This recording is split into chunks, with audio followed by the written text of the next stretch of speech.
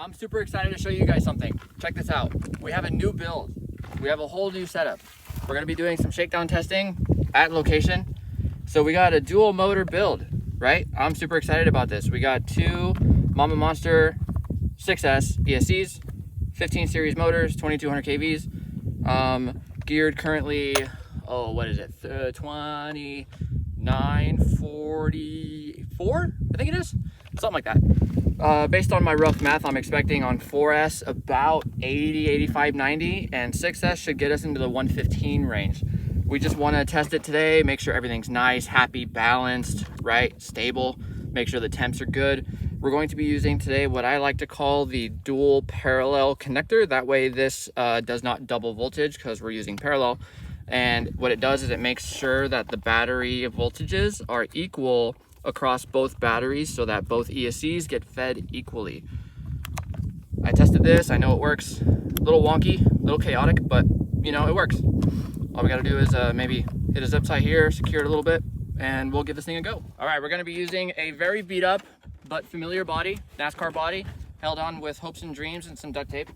We're gonna get things fired up here. Let's power it on. So we're gonna turn both of them on at the same time. Make sure we have VEC. We got voltage on our receiver. Yep, we're good. Just to confirm on video that we have two motors powering the whole car. What I'm gonna do real quick to show you is I'm going to pull a pinion off, give it throttle.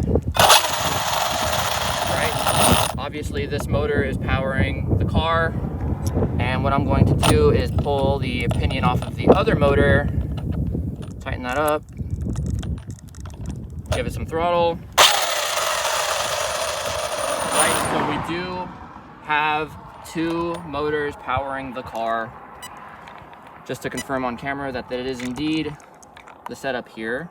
It is fairly important to make sure that your flat spots are lined up at all times. So you want your grub screws pointing in the same direction. Just keep things nice and balanced. All right, locked and loaded, good to go. We are running dual 4S right now. So we are still only seeing 16 volts with the parallel connector. We're not running 8S. ESCs are only seeing 4S. Let's get the GPS going. Track, start, make sure it's, yep, we're tracking. Let's get our body.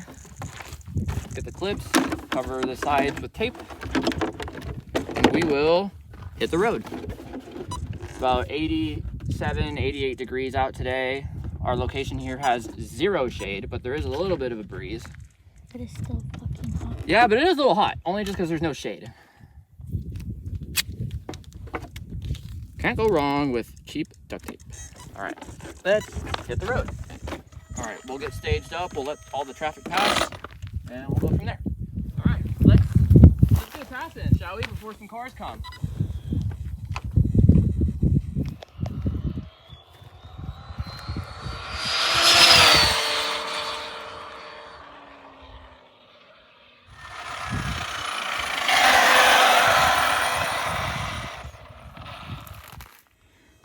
I know, it's really bright out here.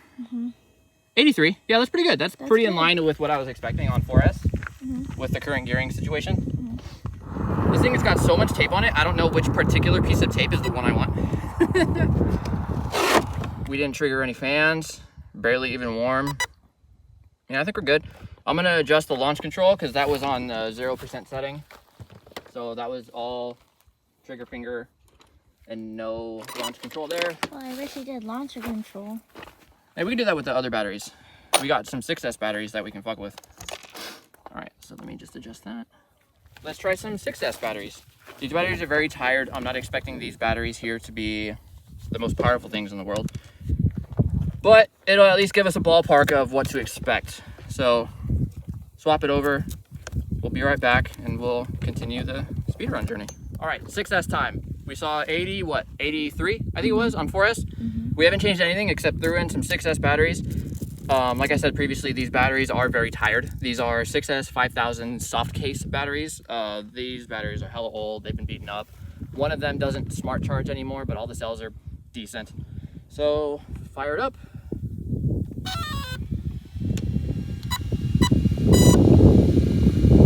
Wake up.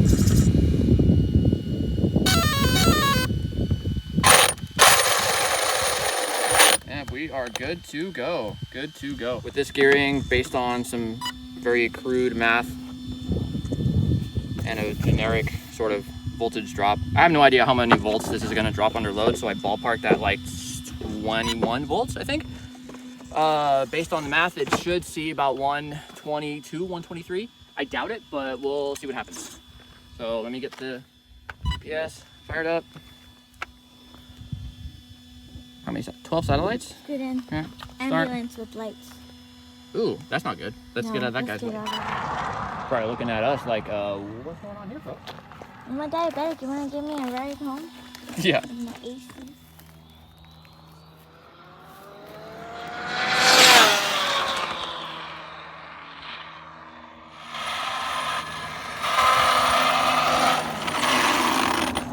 Real quick, GPS. I didn't hold full throttle for very long. What's that? 114? Yeah, that's pretty good. That's good. That's pretty good. 100 and what? 14? I already forgot. Let's check some temps. Make sure everything's good and happy. How the motors feel. Picked up some rocks, ESCs, wires. Everything is good and happy. Yeah, everything is all right. I mean, the motors are a little bit warm, but I mean, not out of the ordinary. They can handle that. Make sure you be safe out there, guys. If you're gonna do this, do it responsibly. Have yourself a spotter, please. Get yourself a spotter. And make sure Get a spotter. Make sure your spotter is happy. You buy her a Dodge. Yeah, that too. Bring her a chair. Definitely not. Bring her a chair. A chair. You know, I got chairs right now in the back. She is a princess. I was just thinking too, when it comes to these, there can be a little bit of a, what is it? It's a little bit controversial, I guess you can say, for people speedrunning, because I mean, at the end of the day, you're on public streets. Just be smart about it. Make sure you have experience, you know what you're doing. Test your cars, range tests, right? Make sure everyone's clear. If someone's coming in traffic, like this guy here, let him go. Right, that guy. Especially because he has a trailer. Yeah, so just let them go. Make sure you're not in anybody's way, right? Just be smart about it. Don't be the reason why these get banned or whatever they decide to do with them. I don't know. And don't do it on the freeway. Oh my God, yes. If you're that asshole that drives these on a freeway, like, I will find you and I will talk sternly to you. I don't know. I don't condone violence. I'm just kidding. I just get really irritated with people who post videos, share links to whatever. You get the idea. Sound like a broken record at this point. But anyway, everything is good. Everything is happy. The ESCs are not too warm. Batteries hardly flinched. I mean, albeit that wasn't full throttle for very long, but I just wanted to make sure everything is good and solid with this car before we start gearing up, trying with better batteries, all that stuff. So this build, honestly, I'm happy with it. This thing is killer. And the best part about it is I have room, not much, but I have room for bigger motors, right? I could put some 17 series motors in here. I probably can't put 20s in here, but you know what? 20s is overkill. And I don't have the means to run a car with 20 series well into the 170, 180 range. I start to run out of radio range at about 140-ish. 145. Yeah, I could probably squeeze out 150 if I'm lucky, but I'd have to be really aggressive on throttle, and yeah, I'm happy with this. Okay. Checking logs on a dual motor car is actually not as confusing as you might think. It's not that hard, and let me explain. So the two leads that go to my ESCs are going to be in this bundle here. We're going to be looking at this one here. That one goes to one ESC, and this one here goes to another. The important thing with running two ESCs is you need to make sure that at least one of the red wires is disabled and disconnected. You only need one BEC source. If you run two, then it's going to be confusing in the receiver and it's not going to boot up because it's going to be receiving two sources of power. So what you do, at least what I did, is I put a jumper here and it connects here to the second ESC there, and you can tell that the red wire here is missing. So the second ESC only needs a ground and a signal wire to be able to operate, whereas the other ESC is the one providing power to the receiver. So we disconnect these, we plug them into our log one at a time, and then we go from there. Super simple with these. You just do it like you would normally with a single motor build. So let's get looking at the logs. The important thing with your logs when you're running dual motors is you generally want to make sure your logs more or less look the same. If there's any problems with your setup, like if one motor is damaged or an ESC is damaged, you're probably going to spot it in your logs. So you generally want to make sure that your logs are, more or less similar in terms of, all the data that's on it. But anyway, this is the first pass on 4S. So here's the 6S pass. I didn't hold throttle for very long, as you can tell on the graph here. The full throttle was only reached for like a hiccup of a second. Generally see what we're looking at here on the charts. Also, the second ESC is more or less showing the same thing. So that's the important thing, is you want to make sure that the graphs are more or less the same, especially with voltage and amp draw and all that stuff. So this is looking pretty good. All I just need is to let it breathe, sit on full throttle for longer, right? So we can get some actual serious speed at it. And plus, the amp draw that I saw was actually pretty decent. It only maxed out around 169 amps here. So I think we're good to gear up a little bit, and we're gonna make a second pass coming up here soon. One last thing, and this is super important when you're running a 2-motor, 2 ESC build, is you wanna make sure your settings are identical between your 2 ESCs. The only thing you should ever change, if necessary, is motor rotation, in which case I actually did.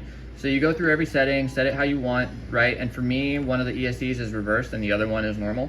But every other setting, every other checkbox, everything, right? The software, everything is the same. And I can even show you. So you guys saw the settings there, and here we just do one of these, right? And then you reconnect the other ESC.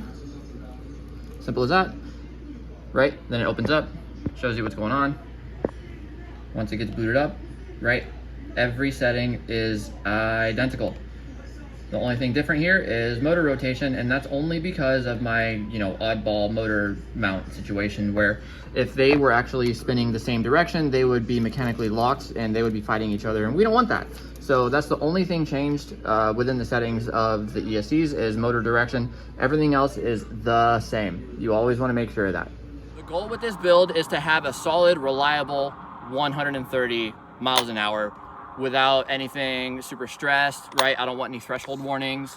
I don't want the ESCs to get super wicked hot, plugs to melt, motors to explode. I'm trying to keep this as a reliable, and also want to make it really interesting, very different, right? You don't see dual motor builds where the motors are mounted this way. You don't see that very often. And, I just think it's a really cool, different way to approach a speedrun car a little bit off the beaten path, Tell me what you guys think. Let me know if you have any ideas, thoughts. Hit me up.